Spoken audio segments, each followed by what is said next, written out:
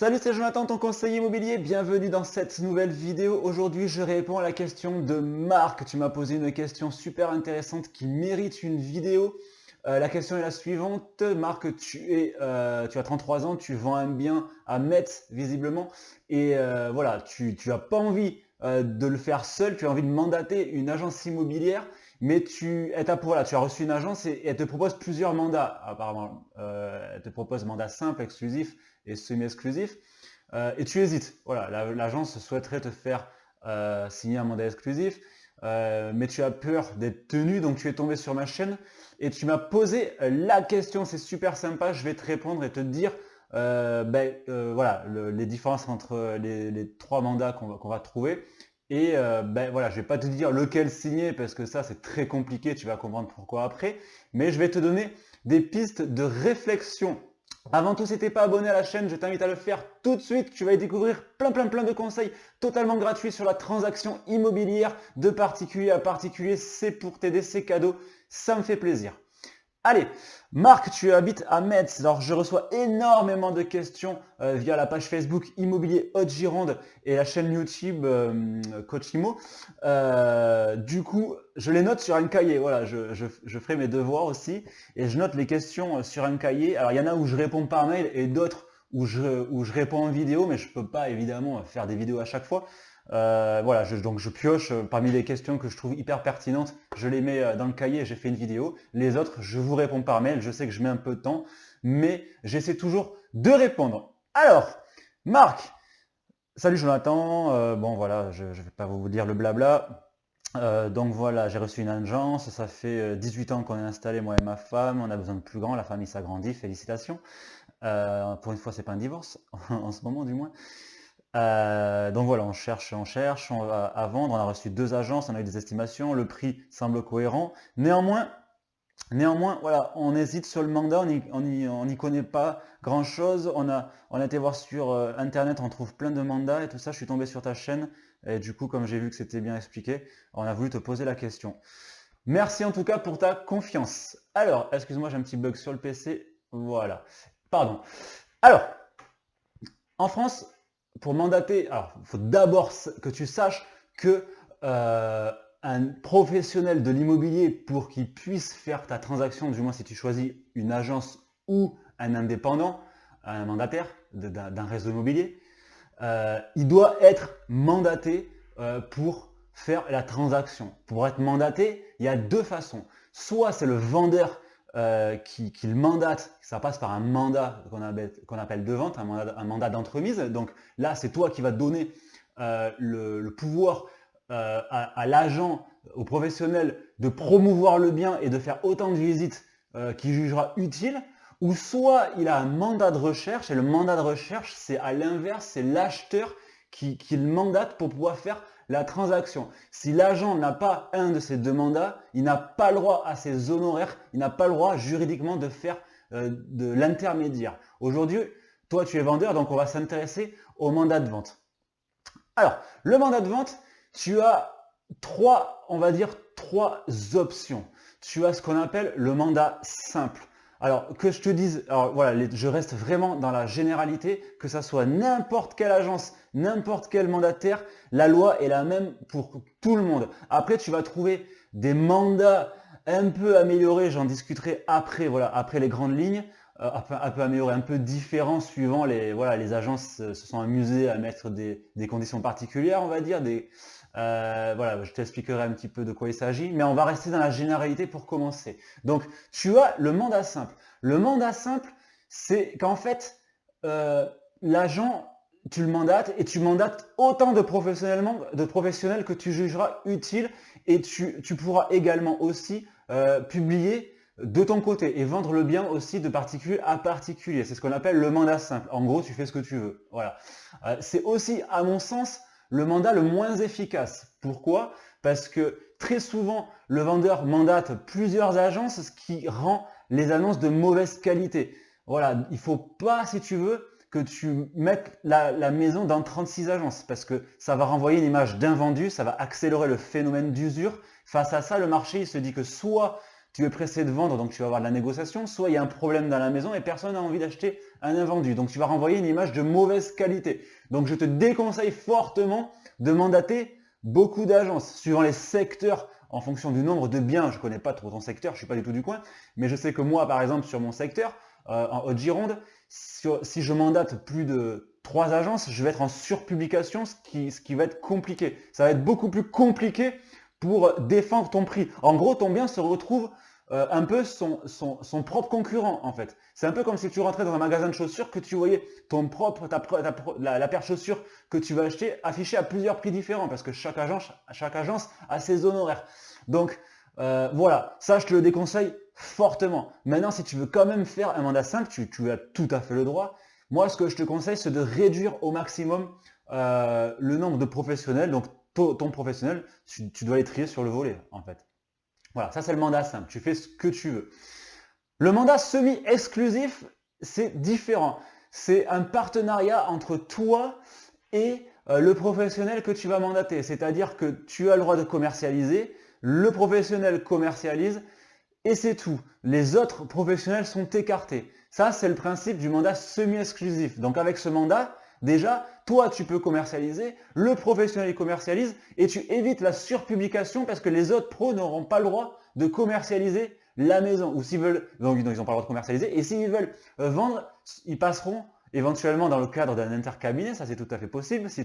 Ça, c'est intéressant d'ailleurs. Petite parenthèse, si tu mandates un professionnel, vérifie qu'il travaille avec des professionnels locaux qui ne travaillent pas tout seuls, parce que même si tu signes une exclusivité, on va en parler après, avec un professionnel qui n'a pas pignon sur rue, que tu sens un peu fébrile, tu vas être bloqué. Donc c'est pour ça, vérifie qu'il travaille bien en partenariat avec d'autres agences, parce que si une autre agence, si tu signes un mandat semi-exclusif ou exclusif, et qu'il y a une autre agence qui aurait un acquéreur, du coup la seule façon pour qu'ils vendent, si tu es encore dans un délai, on va dire, d'irrévocabilité, parce que généralement tu ne peux pas dénoncer un mandat avant 3 mois, en règle générale, du coup tu vas être bloqué. Donc voilà, vérifie quand même que l'agence est ouverte à l'intercabinet, ça c'est intéressant, tu peux poser la question à ton agent. Mais effectivement, dans le cadre de la semi-exclusivité, tu vas empêcher la surpublication et les autres agences. Donc tu travailles en partenariat et pas en concurrence finalement avec ton agence. Bien que si tu mets une annonce, tu vas travailler en concurrence. Mais bon, l'agence aura moins de concurrence. Tu ne seras pas dans la surpublication.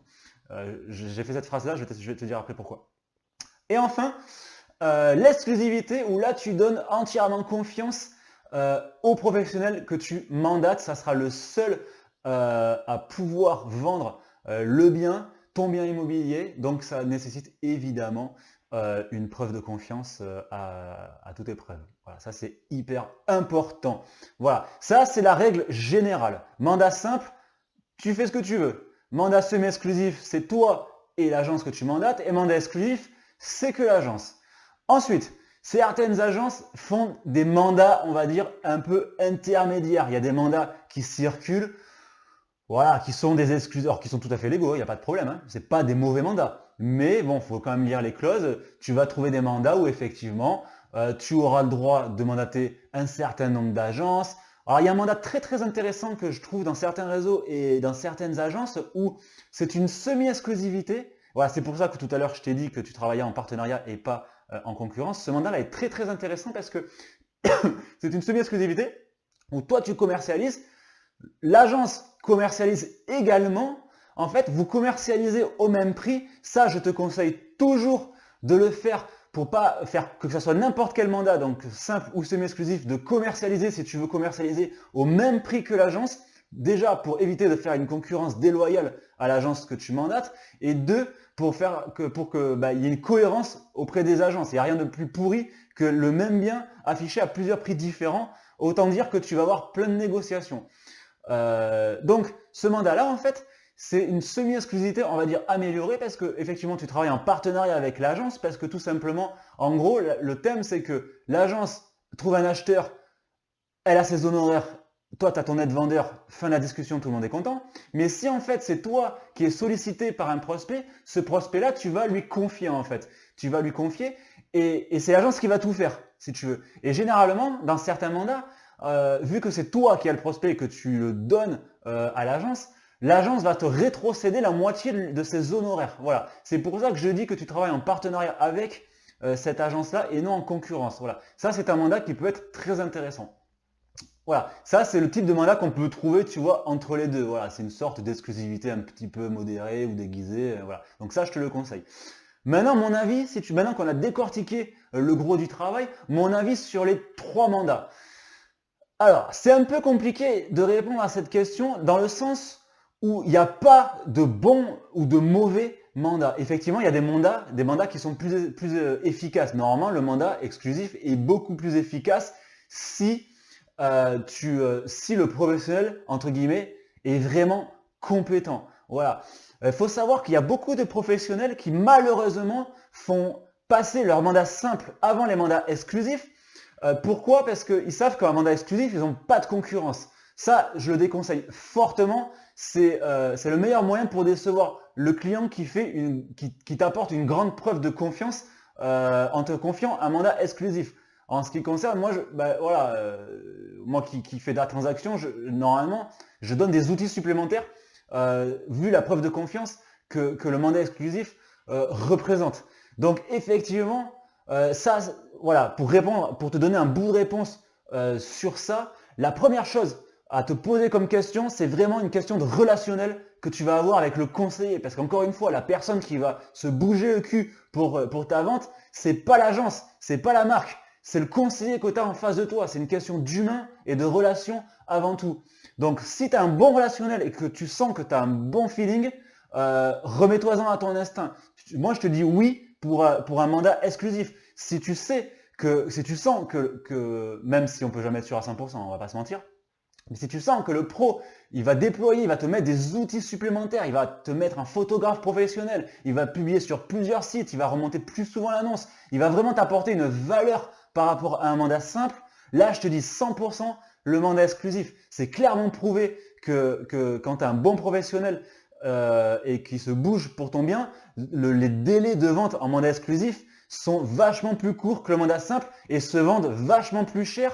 Pourquoi? Parce que tu n'es pas embêté avec des interférences entre plusieurs agences qui se marchent dessus. Donc là, je te dis oui à 100% pour une semi-exclusivité ou une exclusivité. Voilà. Maintenant, dans quel cas signer un mandat simple? Alors encore une fois, tu peux signer un mandat simple, c'est pas un mauvais mandat. Par contre, si tu le fais en connaissance de cause et tu évites de mandater 40 000 agences parce que les annonces vont se marcher dessus et tu vas moins défendre ton prix. Les acheteurs, ils vont voir l'annonce affichée à plusieurs prix différents sur ton même secteur et du coup, c'est une invitation à négocier. Donc ça c'est non, non et non. Tu le fais pas, surtout pas. Même en mandat simple, tu mandates 2 agences, normalement, ça suffit amplement. Voilà. Donc la règle générale, ça va vraiment, la première chose qu'il va falloir que tu vois, c'est vraiment le relationnel et comment tu as senti le conseiller qui va se bouger pour ton projet. Ça, c'est la règle de base. Maintenant, si tu sens que vraiment il te paraît carré, il te paraît franc, il te paraît honnête et qu'il va déployer des outils supplémentaires pour faire aboutir ton projet, moi je te dis le mandat exclusif ou semi-exclusif, tu vois, si tu veux avoir une chance parfois avec les mandats, avec la rétrocession d'honoraires, à 100%, tu as mon aval. Mais je ne peux pas te dire sur cette situation-là quel mandat tu dois signer. Il y a trop de paramètres qui rentrent en compte. Pareil, si tu n'es pas au prix, si tu sais, ou si voilà, alors ça c'est hyper important aussi, si tu sais que tu es un peu trop cher par rapport au prix du marché, que l'agent il veut te faire une exclusivité alors que tu sais que tu es trop cher ou que tu veux pas le comprendre ou que tu sais au fond de toi que tu es trop cher, que l'agent il te le dit et qu'il veut quand même te faire une exclusivité, là je te dis non. Pourquoi? Parce que aujourd'hui un acheteur c'est un internaute, il a tous les outils qu'il veut pour estimer les biens et il saura que ton bien est trop cher, ce qui fait que tu vas mettre tous tes œufs dans le même panier chez un agent immobilier sachant que tu es trop cher. Tu vas être bloqué, tu ne vendras pas. En plus, voilà, si l'agent il est compétent, il va savoir qu'il va travailler pour la concurrence parce que ce qui va se passer, c'est que déjà, au bout de 3 mois, il va pas vendre, donc tu vas pas être content. Donc généralement, tu vas dire que l'agent c'est un bon à rien, même s'il t'avait prévenu, et tu vas le virer. Et tu vas mandater une autre agence au prix, ça se trouve, qu'il t'avait dit. Tu vois ce que je veux dire? Donc, avec les petits messages pour les agents et pour toi, effectivement, une exclusivité. Si tu es au-dessus du prix du marché, c'est une énorme perte de temps. Donc là, je te dis, va plutôt sur un mandat simple et tente ta chance toi aussi de ton côté si tu es au-dessus du prix. Parce que dans tous les cas, tu ne vendras pas. Voilà, comme je te dis, je ne peux pas te dire sur ton projet qu'est-ce qu'il faut que tu signes, c'est impossible. Il y a trop de paramètres qui rentrent en compte. Voilà, mais je t'ai donné quand même les grandes lignes entre les 3 mandats qui existent et on va dire les petites améliorations entre les mandats intermédiaires. Maintenant, c'est vraiment une question de feeling et de relationnel que tu vas avoir avec ton agent, ni plus ni moins. C'est vrai qu'on vend de la pierre, mais avant de vendre de la pierre, on vend des projets. Il y a ton projet, le projet de l'acheteur. Si tu as un mauvais relationnel avec ton agent, que ce soit dans n'importe quel mandat et que tu le mandates et qu'il vend, tu vas te le taper pendant des mois. Donc voilà, choisis bien avec qui tu travailles, ça va avec le mandat. C'est pour ça que je ne peux pas te dire ce que tu dois signer, il y a trop de paramètres qui rentrent en compte. En tout cas, j'espère que j'ai bien répondu à ta question. Si tu as d'autres questions, n'hésite pas à me solliciter. J'y répondrai avec plaisir. J'espère que cette vidéo t'a plu. Si vraiment tu as un projet et que vous avez des projets, vous avez besoin d'aller plus loin, vous trouverez dans la description de la vidéo des liens qui vous permettront d'accéder à des outils que j'ai construits pour vous aider dans vos transactions. Vous allez trouver des fiches produits, vous allez trouver des comptes rendus, vous allez trouver plein de choses pour vous aider dans vos visites, la liste des documents aussi qu'il vous faut pour vendre un bien. Tout ça, ça va vous aider dans la transaction. Voilà, c'est cadeau, ça me fait plaisir. Voilà, si tu as aimé la vidéo, n'hésite pas à la liker, à la partager, à laisser un petit commentaire pour me dire si ça t'a aidé. Je te dis à très bientôt. Ciao, ciao!